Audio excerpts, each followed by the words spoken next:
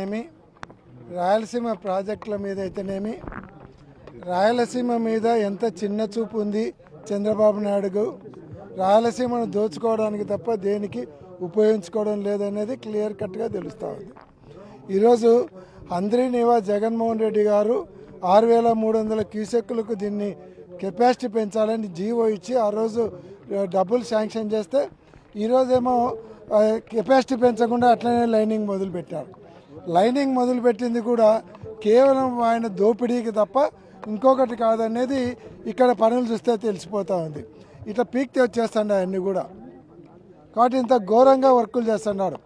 ఆ రోజు ఓటుకు నోటు కేసులో చంద్రబాబు నాయుడు ఆయన జైల్లో పెడతాడు కేసీఆర్ అని భయపడి పాలమూరు రంగారెడ్డి కానీ డిండి కానీ కల్వకుర్తి దాని కెపాసిటీ పెంచడంలో కానీ దానికి నోరు మూసుకొని భయపడి ఆ రోజు ఉమ్మడి రాష్ట్రాన్ని వదిలి పారిపోయినాడు.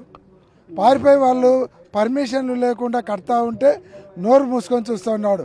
కేవలం కేసీఆర్ జైల్లో పెడతాడనేటువంటి భయంతో ఈరోజేమో ఆయన శిష్యుడు సీఎం రేవంత్ రెడ్డి అడిగినాడని చెప్పి ఆ ప్రాజెక్టుకు పాతరేస్తూ ఉన్నాడు.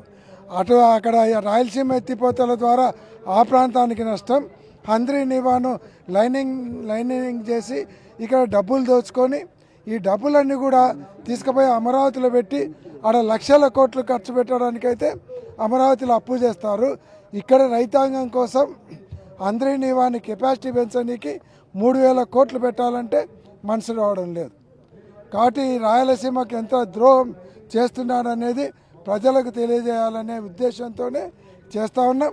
ఈ లైనింగ్ పనులు ఎప్పుడైతే మీరు మొదలు పెట్టారో ప్యారలర్గా ఇంకొక లైన్ తీసుకొని 6,300 క్యూసెక్కులు నీరు పోయేలాగా దీనికి ప్యారలర్గా ఇంకొక కెనాల్ తీసుకోవాలని మేము డిమాండ్ చేస్తూ ఉన్నాం.